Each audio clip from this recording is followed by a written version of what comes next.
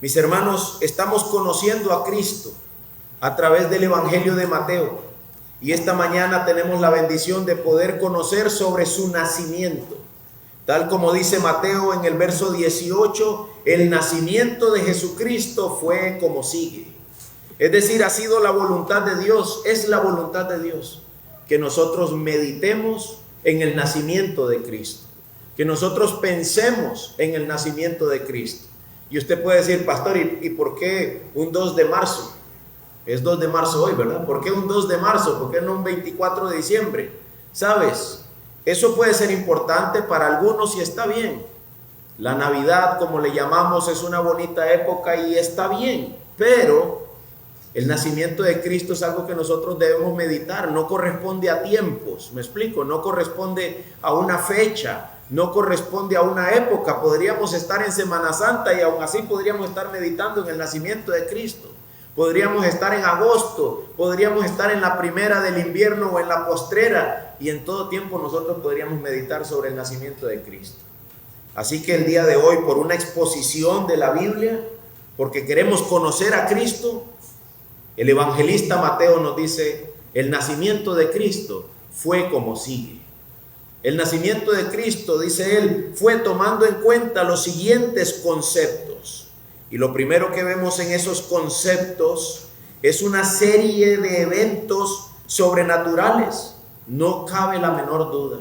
Una serie de eventos en los que hay personajes a los que tenemos que prestarle nuestra atención. Así que consideremos primero eso, los personajes y lo que está pasando en la vida de esos personajes en torno a el nacimiento de Cristo. Mira el verso 18. El nacimiento de Jesucristo fue como sigue. Estando su madre María comprometida para casarse con José, antes de que se llevara a cabo el matrimonio, se halló que había concebido por obra del Espíritu Santo. Lo primero que tienes ahí, y corriendo el riesgo de que por la naturalidad con el texto, por la naturalidad con la historia, perdamos de vista detalles, lo primero que tienes ahí es a una mujer de la cual se dice que es la madre de Jesús. Repaso el versículo, dice, estando su madre María, ¿la madre de quién? De Jesucristo. Estando su madre María, y eso quiere decir la que le dio a luz, la que lo parió, la que lo cuidó, la que lo llevó en su vientre durante los 9 meses de plazo, tal como nosotros lo conocemos. En eso no hay nada sobrenatural por sí mismo. Es decir, estamos habituados a los procesos de gestación, a los procesos de parto, a los nacimientos de niños. Eso es normal y por eso el texto dice, estando su madre María comprometida para casarse con José. Este sí es un problema, porque esto fue antes de que se llevara a cabo el matrimonio. Este es el problema con el asunto. Ella terminó siendo su madre, pero al principio ella estaba comprometida, mas no se había consumado el matrimonio. Y sin embargo se halla que ella ha concebido por obra del Espíritu Santo. Hermano mío, tal vez no pueda yo tomar en cuenta mis notas esta mañana a lujo de detalles, porque tengo una gran cantidad de escritura aquí, como 11 páginas. Pero yo quiero que tú pienses esto. De pronto, una mujer allá en el año 4, según se considera, no el año 0, no el año 0 en que Cristo nació, sino unos 4 años antes de lo que nosotros consideramos el año 0. Una mujer llamada María, de pronto, de la nada, ella está comprometida, pero aún no se ha casado. Y de pronto esta mujer resulta que está embarazada. Eso es un gran acto sobrenatural. Sin lugar a dudas, para la época era algo serio, que una mujer que estaba comprometida y aún no se había casado, de pronto saliera embarazada. Eso implicaba para un caso como el de María, la muerte misma. Las leyes judías eran severas al respecto de haber engañado a tu pareja, de haber tenido intimidad con otra persona antes de haber llegado al matrimonio. Y no era normal escuchar que alguien estuviese embarazado por una obra del Espíritu Santo. Eso no era normal en esa época ni es normal ahora. Pero considerando el nacimiento de Jesús, ahí tenemos a esta mujer, María, indefectiblemente, dice Mateo, su madre. Además de eso, estaba comprometida, pero esto ocurrió antes de que se llevara a cabo el matrimonio. E increíblemente se halla que ha concebido. Se halla el asunto de que está embarazada. ¿Tú te imaginas esa conversación entre José y María? Ellos están comprometidos, ellos van a casarse, pero todavía no ha llegado la fecha, todavía no ha llegado el día. Y María tiene que venir y decirle a José, algo pasa.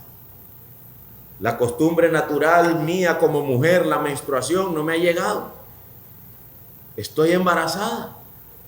Y ya van pasando los días, probablemente un mes, 2 meses, y algo está pasando con el cuerpo de María. María se da cuenta de eso porque dice Mateo, se halló que estaba embarazada. Se halló como algo que se descubre de repente, algo pasó aquí, no sé cómo, no sé por qué, no sé de qué manera, pero estoy en gestación. Seguramente el vientre estaría creciendo, además de lo que ya señalé. Cosas que para nosotros pueden sonar normales, pero en medio de una situación de compromiso en la que aún no hay matrimonio, eso sería bastante raro. Solo hay 2 opciones. ¿Esto es algo sobrenatural o esta mujer me ha engañado?, diría José. Solo hay 2 opciones. Ahora yo quiero que te imagines, hermano, a Dios haciendo algo increíble en el cuerpo de una mujer, en el cuerpo de la que para nosotros es una hermana en la fe. María, no la conocemos todavía, pero es una hermana en la fe. Fue salva también por la gracia de Dios.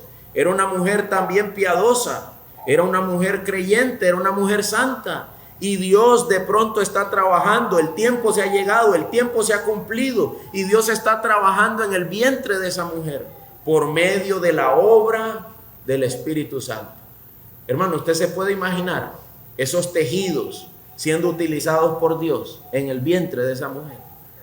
No nos da detalles la Biblia, no dice si fue utilizado un óvulo de María, eso no lo dice. Probablemente sí. Algo Dios estaba haciendo y María ni cuenta se daba. Al principio no se daba cuenta de que Dios había irrumpido en su cuerpo natural y estaba trabajando en su útero, en su vientre, como decimos nosotros, operando el proceso de concepción, el proceso de vida del cuerpo de un hombre, que en este caso sería primeramente de un niño. Dios está haciendo todo eso en el cuerpo de una persona en esta tierra antes de que ni siquiera la persona se lo pida. ¿Me explico? María no dice la Biblia que estuvo orando como Ana. Sí, recuerdan una mujer llamada Ana que estaba orando, Señor, dame un niño, y ella sí tenía marido, pero no podía quedar embarazada, dame un niño, y de pronto un día, por fin, Dios le concedió a Ana tener este niño, Samuel. Por este niño, dice ella, yo oraba. Sí, pero María no. María estaba viviendo tranquila ahí en ese siglo, en ese tiempo, en ese año. Simplemente una mujer que tiene un hombre con quien se va a casar, pero a Dios le plació. Dios estableció, este es el momento, y en ese momento irrumpe de manera sobrenatural y divina en la tierra, y no solo en la tierra, en el cuerpo de una dama, irrumpe en el cuerpo de una mujer que nunca ha tenido intimidad con nadie, nunca, para formar en ese cuerpo un niño, para darle forma en ese cuerpo de esa mujer al cuerpo de Cristo. Eso es glorioso, eso es soberano, eso es increíble. Este es el Dios con el que tratamos, este es el Dios del que estamos hablando. Dice la gente, Dios es un caballero, jamás entraría a tu corazón si no se lo pides. Que yo no veo eso en María. ¿Le pidió permiso? Mira, María, he estado pensando en que tú vas a ser la que va a nacer, Jesús va a nacer de ti. Me gustaría pedirte permiso. ¿Dios hizo eso? No, hermano. Cuando el tiempo se ha cumplido, dice Dios, tú eres mío. Cuando el tiempo se ha cumplido, tú eres mío, para hacer mi voluntad. Se dice de Pablo, llamado Saulo, que Dios dijo, Él no sabe para qué yo lo he preparado. Él no sabe todo lo que yo he estado haciendo. para qué yo lo he estado formando, hasta dónde yo lo he estado llevando. Él no tiene ni la más mínima idea de lo que yo he estado haciendo. Hermanos, hombres o mujeres, todos estamos en las benditas manos de un Dios poderoso y soberano, que irrumpe sobre su creación cuando a Él le place. ¿Y quién le podrá decir, qué haces? No lo hagas, detente. Nadie. Él gobierna sobre el círculo de la creación. Es nuestro Dios, es glorioso. Necesitamos conocerlo más. Si yo te hubiese dado una hoja esta mañana, una hoja en blanco, y te pidiera que me escribieras algo de Dios, ¿habrías puesto esto? Solo lo puedo meditar cuando lo leo. Solo lo puedo meditar cuando me lo explican. Solo lo puedo meditar cuando Dios en su gracia me permite verlo. Que Él es glorioso, que irrumpe donde nadie lo llama, donde probablemente nadie lo quiere. Y eso no le importa. Lo hizo para que naciera Cristo, y lo hace también para salvarnos. De la misma manera, mi papá y mi mamá tienen un testimonio increíble. Se fueron para la zona bananera en Siquirres, año 1984. Si le preguntas a mi papá, un flaco montatoro con hebilla de faja grande, le preguntas qué andaba buscando en Siquirres, en Limón, en 1984. Banano andaba buscando, quería trabajar en una bananera, quería sentirse hombre en una bananera, como su padre le contaba. Pero él pensaba eso, pero Dios tenía otros planes. Dios decía, a este flaco yo lo bajo del toro, lo bajo de las ideas que él tiene y lo traigo como un niño a que conozca el evangelio, a que se refresque de mi gracia, a que beba de esta agua viva.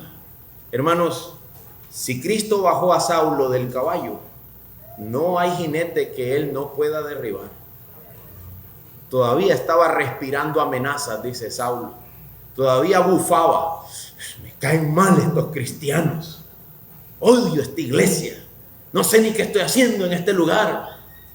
Déjalo, que si Dios viene por él, cuidado que no logra dar ni un paso. Cuidado que no logramos dar ni un paso. Se irrumpió en las entrañas de María sin que nadie le pidiera permiso, sin tener él que solicitar ahí una cita. Hermanos míos, podría irrumpir en nuestras vidas cuando a Él le plazca. Y Él es el que nos sostiene, dice el apóstol Pablo. En verdad, en Él es que nos movemos, en Él es que existimos, en Él es que somos, en verdad. Pero nosotros somos muchas veces duros, somos duros, más duros de lo que nosotros quisiéramos aceptar. Cómo nos cuesta entender que Él sostiene todo. Él me está dando vida en este momento. Este Dios, que voy a decirlo así, que embarazó a María, ¿me explico? Este Dios que embarazó a María de manera sobrenatural, es el mismo Dios que me está dando vida. Es el mismo Dios que me ha creado. Es el mismo Dios por el cual existo. Es el mismo Dios en el cual me muevo. Él no ha dejado de ser. Mi hermano, Él no ha dejado de ser. Mi amigo, Él no ha dejado de ser. No ha dejado de ser. El otro día en el culto de oración decíamos, hermano, te vas a ir a acostar a tu cama y vas a descansar. Dale gracias a Dios. Hay gente que está acostada y no puede descansar. ¿Sí o no? Ya que ve a darte una vueltita al hospital. Hay gente que está acostada, postrada y no descansa. Hay gente que dice NVO, nada por vía oral. Y puede pasar ahí la gente de la comida y él solo ve pasar el agua. Él solo ve pasar la gelatina. Eso que tú dices, cochinada de comida, la del hospital. Ellos la ven pasar y no pueden probarla. Pero tú y yo, hermano, tal vez te está esperando un pollito asado o una lata de atún. ¿Qué más da? Pero vas a poder probarla. Alabado sea Dios por eso. Glorificado sea el Señor por su misericordia, por su gracia, su magnificencia, su poder. Bendito sea Él. Y aun cuando estés postrado y aun cuando no puedas probar, Él sigue siendo digno de toda gloria y de toda honra y de toda majestad. Así me mate, en Él confiaré, dice la palabra de Dios. Así Él me dé muerte, Él sigue siendo digno de gloria.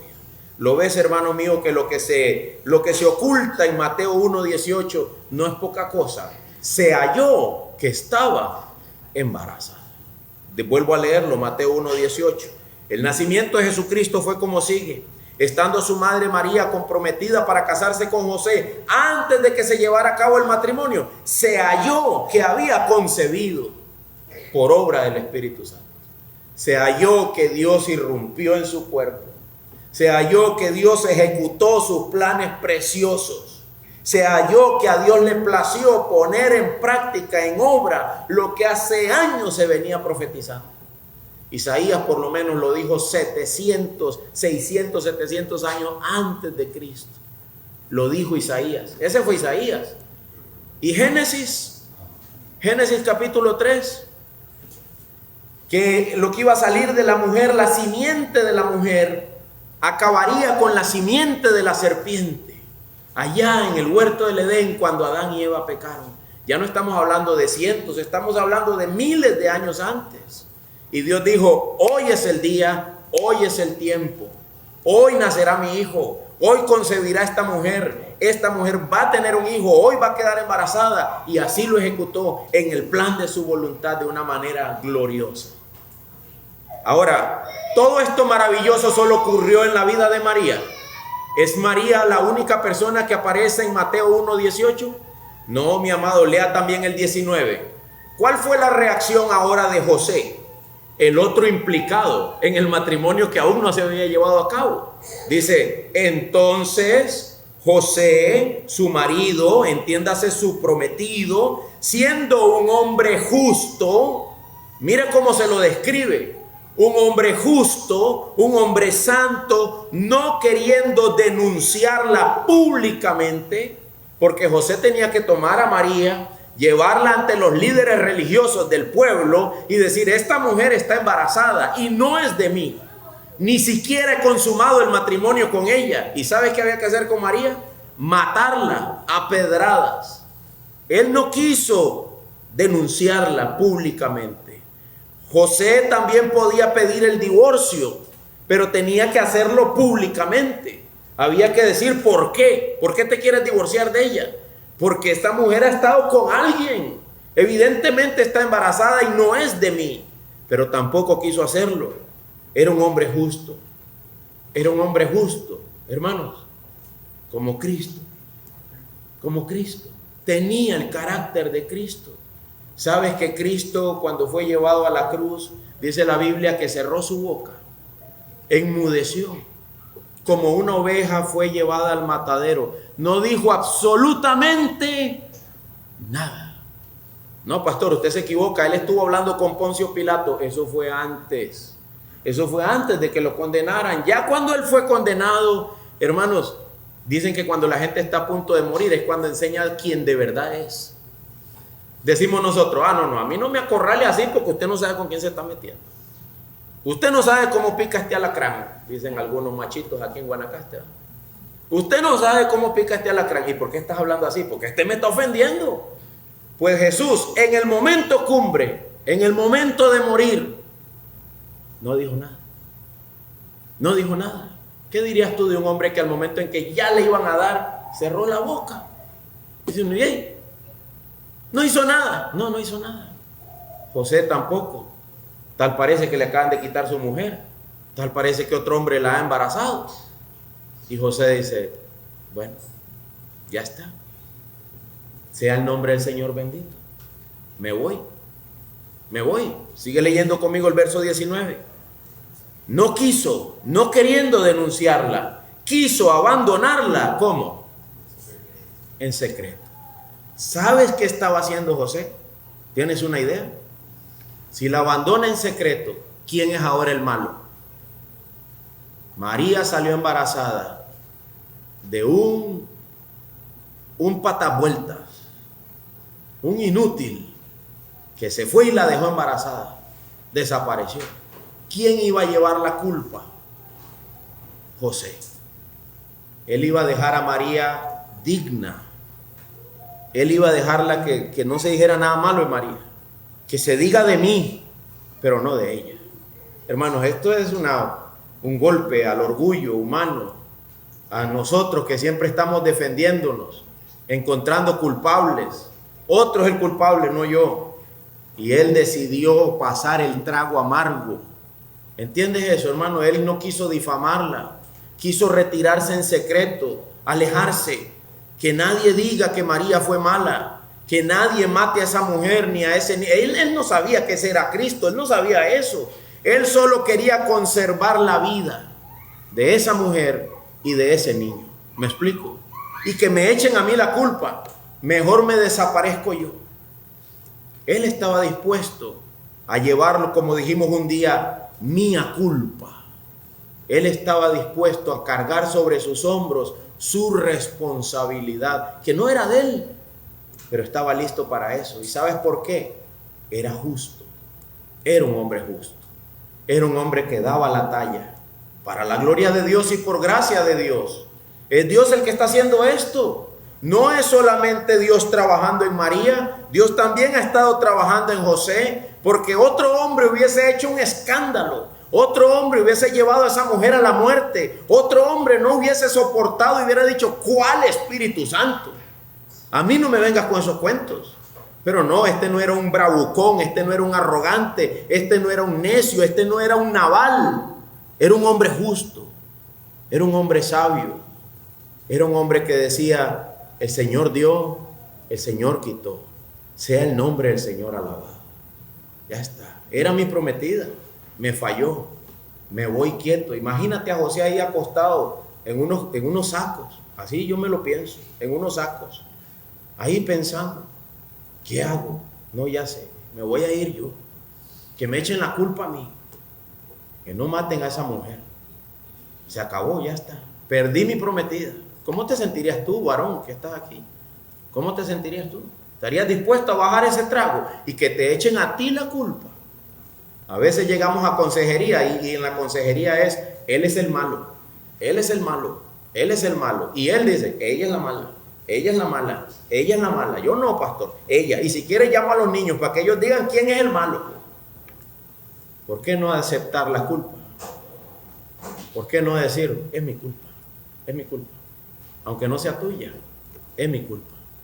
José era justo y por eso estaba procediendo de esta manera. Yo creo que Dios hubiera estado de acuerdo. Si ese hubiera sido el plan de Dios, ¿qué piensan ustedes, hermanos? Si el plan de Dios hubiese sido que Jesús naciera con una mamá luchona, yo creo que Dios hubiera dicho, está bien, José, me parece perfecto, eres un hombre santo, que te vaya bien. Pero ese no era el plan de Dios.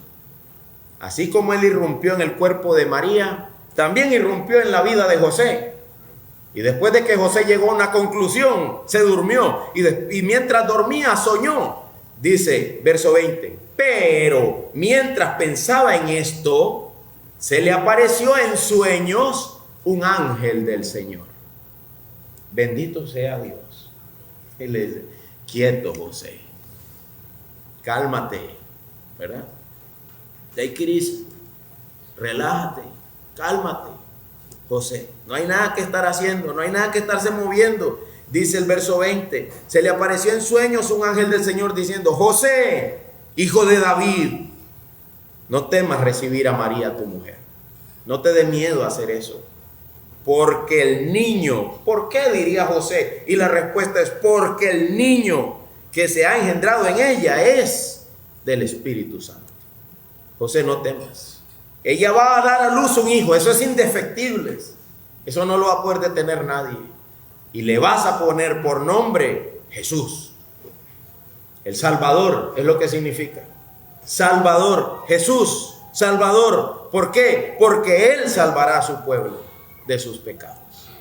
¿Lo ven, mis hermanos? No solamente estaba trabajando en María, también estaba trabajando en José. Calmándolo, dándole exactamente lo que él necesitaba. No es normal estar leyendo de ángeles apareciendo en sueños. No es normal ni en la Biblia. No es el dato normal ni siquiera en la Biblia. Aparece uno que otro, pero no es algo que aparece ahí normalizado. No, De vez en cuando ocurría, y cuando ocurrió, normalmente ocurrió, mayormente ocurrió en torno a Cristo. En torno a Cristo. Amado mío, aquí tenemos una aparición de esas, en las que Dios irrumpe en la vida de un hombre para decirle: tranquilo, José, tómala. Ella no te ha sido infiel. Lo que está ocurriendo en ella es obra mía. Es obra mía por medio del Espíritu Santo. Ella va a dar a luz un hijo y le pondrás por nombre Jesús. Dice: José, no toques el arca. Esto es mío. Estate quieto, confía. ¿Te imaginas eso? Y si fue en sueños, tal vez uno se levanta y dice: no, eso fue solo un sueño, mejor ya me voy. No, se quedó quieto. Asumió su responsabilidad como padre, según se creía, dice la Biblia, hijo de José y de María. Según se creía. La gente, todo el mundo decía: es el hijo de José y es el hijo de María. Así veían a Jesús. Le plació a Dios darle a Cristo un hogar, una familia, un padre, una madre, y que estuvieran juntos, que no se separaran. Le plació a Dios darle eso a Cristo. No es mi tema hoy, pero hermano, amigo, que te plazca a ti darle a tus hijos un lugar seguro al lado de tu esposa, al lado de tu esposo. Que te plazca a ti. Pastor, uno no puede estar unido solo por los hijos. ¿Quién te dijo eso? La nueva generación te dijo eso. La nueva generación te dijo eso. Eso es un cuento de esta era. Uno por los hijos no va a estar aguantando. Pregúntale eso a mi abuela Carmen, a mi abuela María. Por ellos aguantaban. Por ellos aguantaban. Lloraban esos viejitos, a veces esas viejitas, y nadie sabía por qué. Aguantaban. Muchas de ustedes dicen: que aguante la de mi tatarabuela, que aguante la de mi abuela. Que nos plazca a nosotros también morir a nosotros, para que nazca Cristo, para que nazca aquí, para que haya nietos. Ay, mi papá y mi mamá, nadie puede vivir tantos años sin tener historia, y ahí están chineando nietos, ahí están viendo a ese niño venir y abrazarlos. Son sus abuelos, los aman. Cuando yo llego a Colombia tengo que viajar horas de un estado a otro para ir a visitar a uno, al otro, y a este no le puedo hablar de aquella, y a aquella no le puedo hablar del otro, porque no les plació permanecer unidos para que nazca Cristo. ¿Me explico? Hermanos míos, no estoy hablando de eso, como dije, no estoy hoy refutando el divorcio, pero mira lo que a Dios le plació: darle a su hijo un padre y una madre. Dárselos, que los tuvieran, que estuvieran juntos. Mujer que eres soltera, que no tienes marido, piensa bien esto: ¿con quién te vas a juntar? ¿Realmente estás pensando en un padre para tus hijos o estás pensando en un hombre para ti? Luego te vas a arrepentir, porque tú lo que estabas buscando era la hebilla, las botas, el pantalón café, el sombrero blanco.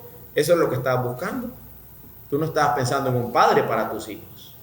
Esposo que te vas a casar, piensa en una madre para tus hijos. Hombre que te vas a casar, piensa en una madre para tus hijos. No pienses en la Barbie que tú quieres tener de adorno, porque te vas a arrepentir. Nuestros hijos necesitan un padre, nuestros hijos necesitan una madre, y necesitan verlos unidos, amándose, cuidándose, respetándose, sirviéndose uno al otro, para que el nombre de Dios sea glorificado. Pues bendito sea Dios, que a Cristo, Dios le dio a su madre y a su padre. Te quedas ahí: ese hijo es mío, es obra del Espíritu Santo, pero será tuyo, yo te lo doy, y le pones por nombre Jesús, porque Él es el Salvador del mundo. Hermanos míos, ¿quién es más grande en esta narrativa? ¿María o José?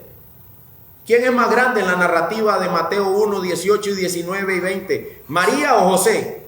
¿Cuál de las dos personas es la más grande? Hay otro personaje, es el más grande. No es ni María, no es ni José. Es Dios en su gloria, operando a través del Espíritu Santo. La narrativa bíblica no exalta a María, Tampoco exalta a José, exalta a Dios, su gloria, su poder, su majestad, su modus operandi, la forma en que Él entra, trabaja, organiza, establece. Nada se mueve si no es su plena voluntad. Y todo se mueve de la manera que Él lo ha establecido para su gloria. Eso sigue siendo verdad aún para nuestras almas hoy. Mateo quiere que veamos a Dios, que veamos a Dios. Y Dios en una persona especial. ¿La persona de quién? Del Espíritu Santo. La persona del Espíritu Santo. Porque el que está haciendo esto es el Espíritu Santo. Lee conmigo de nuevo Mateo 1:18.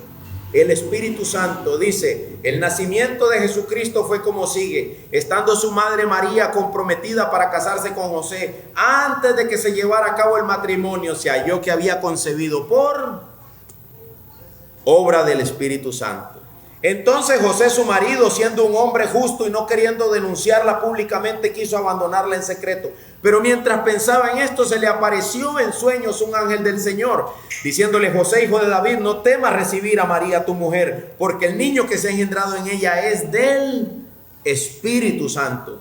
Y dará a luz un hijo y le pondrá por nombre Jesús, porque él salvará a su pueblo de sus pecados. Todo esto sucedió para que se cumpliera lo que el Señor había hablado por medio del profeta, diciendo: he aquí la Virgen concebirá y dará a luz un hijo y le pondrá por nombre Manuel, que traducido significa Dios con nosotros. Cuando José despertó del sueño, hizo como el ángel del Señor le había mandado y tomó consigo a María como mujer y la conservó virgen hasta que dio a luz un hijo y le puso por nombre Jesús, para que se cumpliera la escritura. ¿Y la escritura de quién había sido dada? ¿Por medio de quién? Dice el apóstol Pedro: por medio del Espíritu Santo. Hermanos míos, aquí está lo que nosotros llamamos la tercera persona de la Trinidad: Dios Padre, Dios Hijo y Dios Espíritu Santo. El Espíritu Santo ha tenido un trabajo hermoso, glorioso a través de la historia de la humanidad. El Espíritu Santo tiene un trabajo muchas veces silencioso, silente, invisible. Nadie lo ve. Aquí mismo Él está operando. Aquí mismo el Espíritu Santo está moviéndose entre nosotros, transformando mentes, consolando corazones, aplicando lo que yo estoy diciendo. Aquí está en medio de nosotros. Aquí está Dios en medio de nosotros. Nunca debemos tener una visión mundana de la congregación de la iglesia. Jesús se mueve en medio de nosotros a través de la obra del Espíritu Santo. Él se pasea en medio de estas filas, ahí aplicando los textos, las verdades. Te vas y vas manejando a casa y el Espíritu Santo te recuerda algo que tú no estabas recordando. Él lo trae a tu mente. Él te lo vuelve a poner ahí. De pronto te encuentras cantando, alabando al Señor. El Espíritu Santo está operando, trabajando en tu vida, mostrándote la grandeza de Dios, la gracia de Dios, su misericordia. Pero hermanos, el Espíritu Santo trabaja completamente vinculado con la palabra de Dios. El segundo punto de nuestro sermón, y no se preocupen porque es el segundo, pero ya buscando casi el final. El segundo punto de nuestro sermón, además del evento sobrenatural, es la forma en que a través del Espíritu Santo hasta la palabra de Dios se está cumpliendo. Todo esto fue para qué, dice Mateo 1, versículo 20. Estoy devolviéndome para repasarlo. Mateo 1:20, ¿qué dice? No, el 22. Todo esto sucedió para que se cumpliera lo que el Señor había hablado por medio del profeta. Todo esto sucedió para que se cumpliera lo que el Señor había hablado por medio del profeta. ¿Qué tan importante es lo que Dios ha hablado, hermanos? Por medio de los profetas. ¿A dónde está lo que Dios ha hablado? Está aquí. ¿Qué tan importante es lo que está aquí? ¿Qué tan importante es lo que está aquí? Yo estaba pensando, nos levantamos en las mañanas y ¿qué tenemos al frente de nosotros, hermano, en nuestra vida diaria? ¿Qué tenemos al levantarnos? Un montón de cosas que hacer. La mayoría de nosotros ponemos una alarma, porque si no, difícil que el cuerpo se levante por sí solo. Y ya arranca el día. Arranca el día. Hay que levantarse, bañarse, mudarse, desayunar, ir a ver si el carro arranca, revisarle el aceite, echarle agua, lo que sea, empezar a corretear, hay que ir a comprar esto, hay que ir a comprar lo otro, bla, bla, bla, bla, bla, bla. Un montón de cosas importantes. ¿Y qué tan importante es lo que dice aquí? Es tan importante que Dios irrumpió en la historia de la humanidad para hacer que su palabra se cumpliera. Que todo esto que acabamos de decir, que es glorioso, ¿cuál fue la razón de todas estas cosas gloriosas que Dios hizo en el nacimiento de Jesús? ¿Por qué lo estaba haciendo? Porque esto era para que se cumpliera la Escritura. Escucha qué importante es la Escritura. Escucha, por favor. Porque en verdad les digo que hasta que pasen el cielo y la tierra, no se perderá ni la letra más pequeña, ni una tilde de la ley, hasta que toda se cumpla. Palabras de Jesús. ¿Es importante entonces lo que está aquí? Mira, dice, ni el cielo ni la tierra se le comparan, hasta que no se cumpla todo lo que dice aquí. Además dice en Apocalipsis, yo testifico a todos los que oyen las palabras de la profecía de este libro. Escucha, si alguien añade a ellas, Dios traerá sobre él las plagas que están escritas en este libro. Y si alguien le quita de las palabras de este libro, Dios quitará su parte del árbol de la vida y de la ciudad santa. ¿Te imaginas eso? Si le añades, Dios te va a condenar. Y si le quitas, Dios quitará tu nombre del libro de la vida y de la ciudad santa. Eso es algo serio. Elegido podría decir yo que soy. Y si yo quitara, Dios dice, yo te quitaré tu nombre del libro de la vida. ¿Cómo respeta Dios su palabra, hermanos? ¿Cómo la respeta Dios? Mucho, poco, nada. ¿Qué tan importante es ella? Yo pensando en esto esta mañana, yo dije, Edier, ponte vivo. Vas a tener que hacer un espacio en la agenda y parar de tus carreras e ir a ella. Ella es sumamente importante. Entonces yo le decía, híjole, pero mi agenda no aguanta un espacio. A las 3 de la mañana, ¿qué estás haciendo? ¿Durmiendo? Bueno, ¿quién es más importante? ¿Se para el universo por tu sueño o detengo yo la creación e irrumpo en ella para que se cumpla lo que está escrito en mi palabra? ¿Cuál de las dos cosas es más importantes? La verdad que mi sueño es irrelevante. A veces me lo para hasta el gato llorando, me para el sueño. Bueno, entonces, ¿por qué no ha de ser interrumpido por la lectura de la palabra de Dios? Hermanos míos, la palabra de Dios es sumamente importante. Todo lo que está aquí escrito, todo lo que estaba ocurriendo en Mateo 1 con respecto al nacimiento de Cristo, era para que se cumpliera lo que está escrito aquí. Porque lo que está escrito aquí no pasará y debe ser cumplido. Y no se le puede añadir y no se le puede quitar. Pero a veces preferimos chequear el Facebook. Ahora estoy en un desafío tremendo porque estoy estudiando inglés con Duolingo. Y el Duolingo se enoja porque yo no lo he estudiado. Y entonces a veces estoy haciendo algo y me acuerdo, el Duolingo. Bueno, no voy a hacer esto, voy a hacer el Duolingo. Yo le digo a eso jugar Duolingo. Le digo yo junto con mi esposa, ¿ya jugaste Duolingo? Y me dice, no, o sí, yo voy a ir a jugar el mío. Porque es aprender a través de la aplicación, es como estar jugando. ¿Ya jugaste el Duolingo? No, sí. Y entonces, hermanos, más importante que el Duolingo es si hemos leído su palabra. Si hemos parado de nuestra carrera, de nuestra vida, para darle lugar a ella. Pastores, que uno se la pasa muy ocupado. Mentiras. Mentiras. Pastor, yo quisiera ser usted. Deme su trabajo y yo les muestro que sí se puede. Y no porque yo sea especial, hermano, es porque yo lo he hecho. Yo he sabido lo que es decidir, ¿desayuno o leo? ¿Qué hago? Yo era trailero antes de ser pastor. Mi papá me entregaba el camión a las 4:15, 4:30 de la mañana. Ya agarraba yo y me iba para el campo. Llegaba, apagaba, entrampaba. Estaba todavía oscuro, no había sol. Y digo yo, ¿leo o desayuno?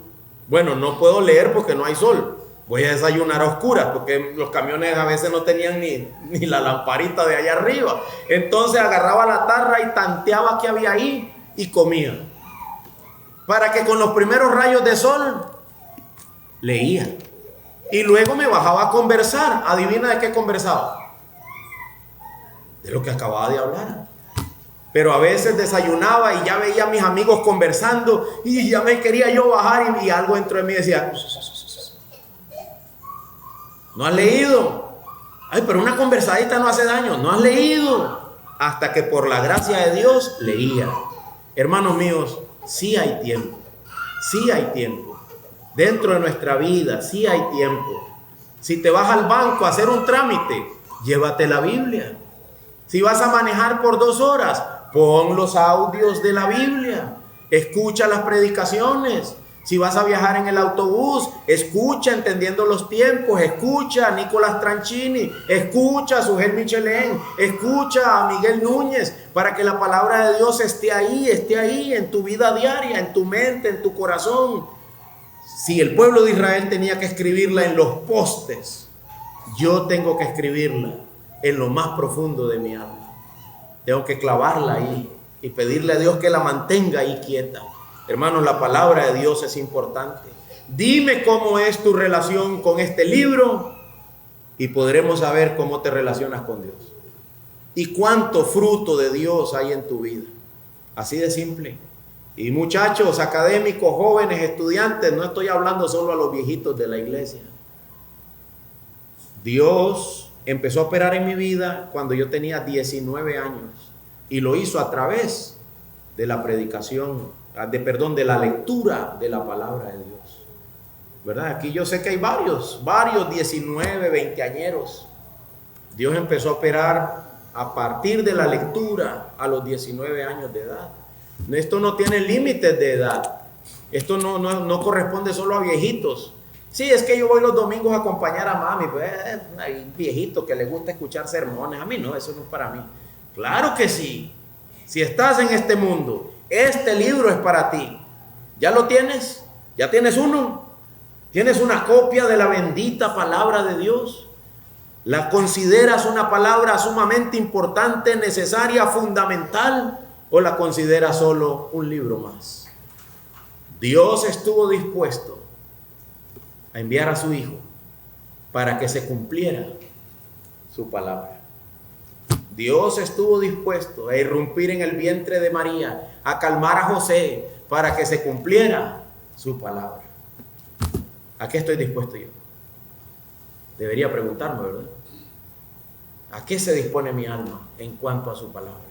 Hermanos, y hay una cosa todavía más grande y preciosa. Dios irrumpió en la creación para que naciera su Hijo, para que se cumpliera su palabra. Sí, pero hay otra razón más. Vuelve conmigo, por favor, a Mateo 1. Mateo 1,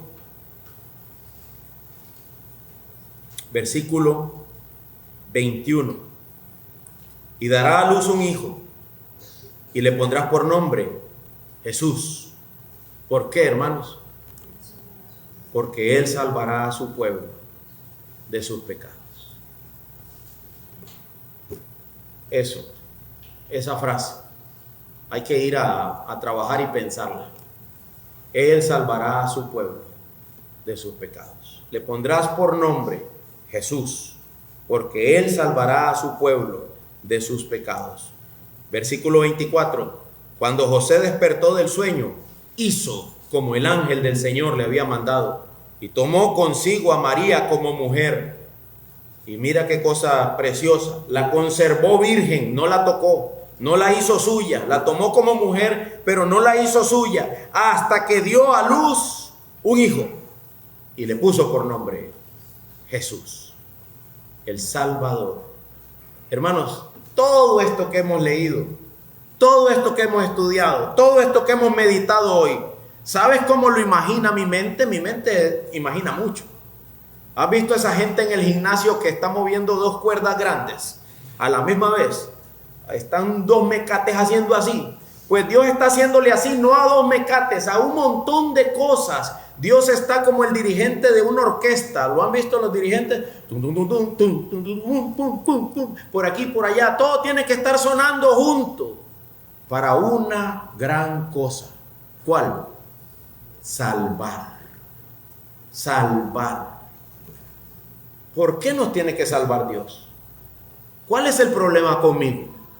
¿Por qué yo necesito a Cristo? Quisiera dejarte con esas preguntas y no responderlas. Quisiera yo dejarte con esas preguntas para que pienses en ellas, porque si las respondo, resulta que no las quieren escuchar las respuestas. Lo necesitas, mi amigo, mi hermano, lo necesitamos a Él.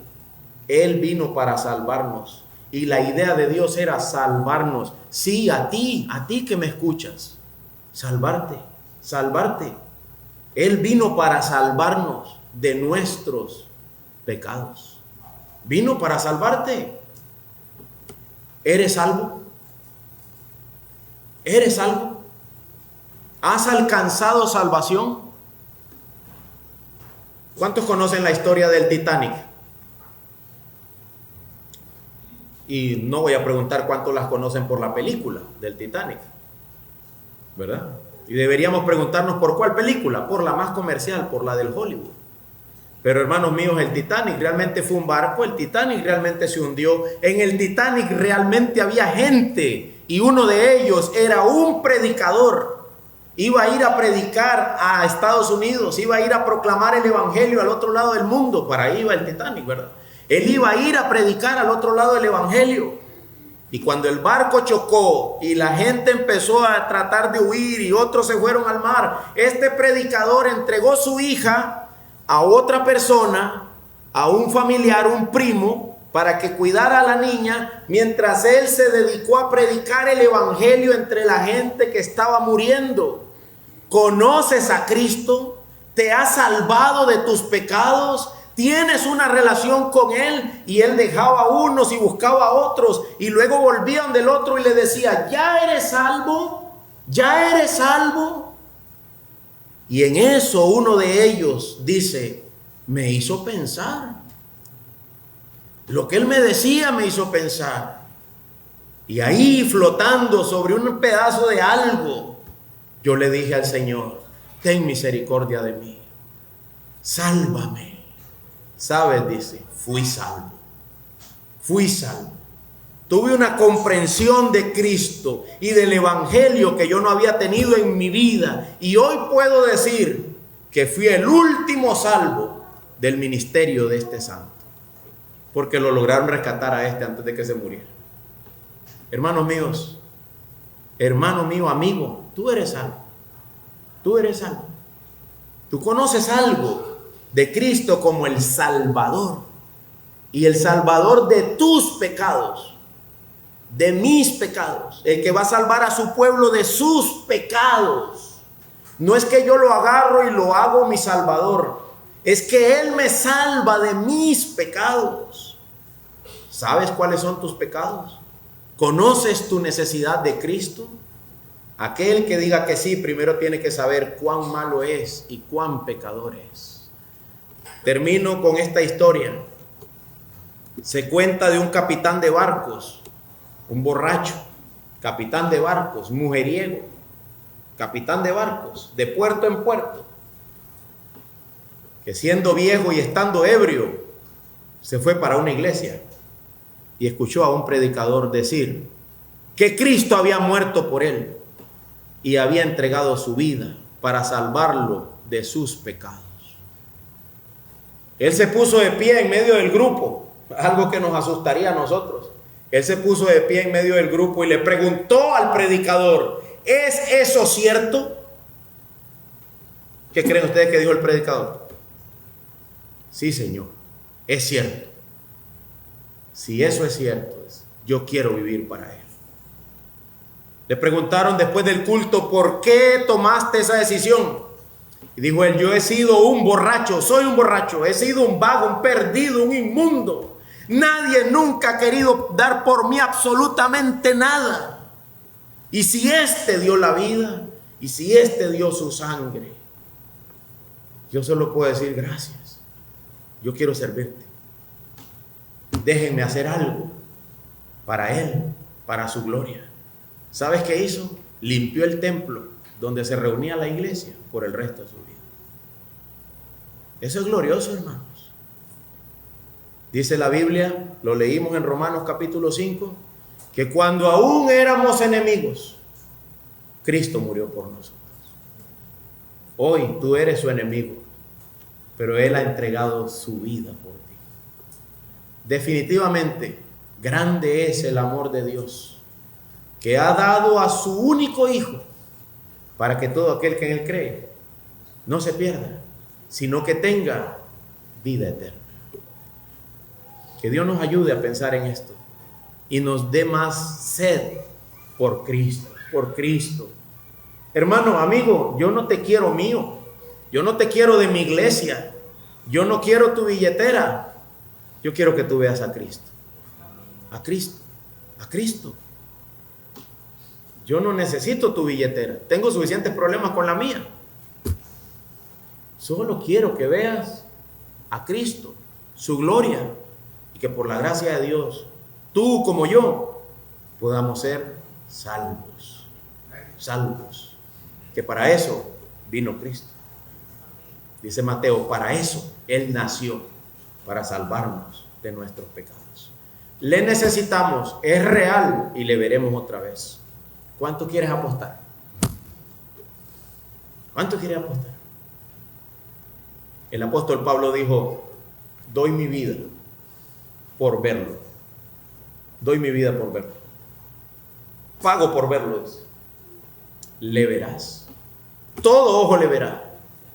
Y toda lengua confesará que Él es el Señor. Algunos, lamentablemente, demasiado tarde. Y lo querrán con lágrimas. Llorarán y dirán: Él era. Para Él debí vivir, pero no lo hiciste. Y estuviste aquí, un 2 de marzo, escuchando eso. Y el Señor te lo reclamará por la eternidad. Tu conciencia te acusará por el resto de tu vida. Desperdiciaste a Cristo. Desperdiciaste a Cristo. Increíble eso, hermano. Que Dios nos ayude a decir: no, deme en campo, Cristo para mí, Cristo sobre mí, Cristo delante de mí, Cristo detrás de mí, debajo de mí, a los lados de mí, arriba de mí. De hoy en adelante, Él es mi todo.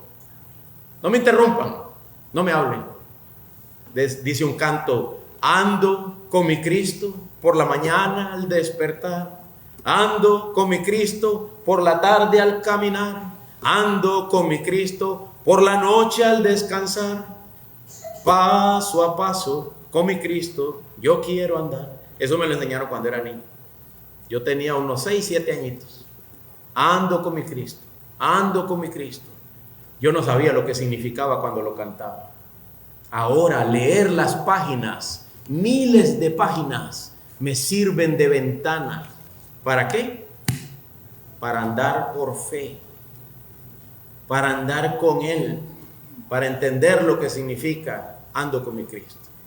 Vamos a orar.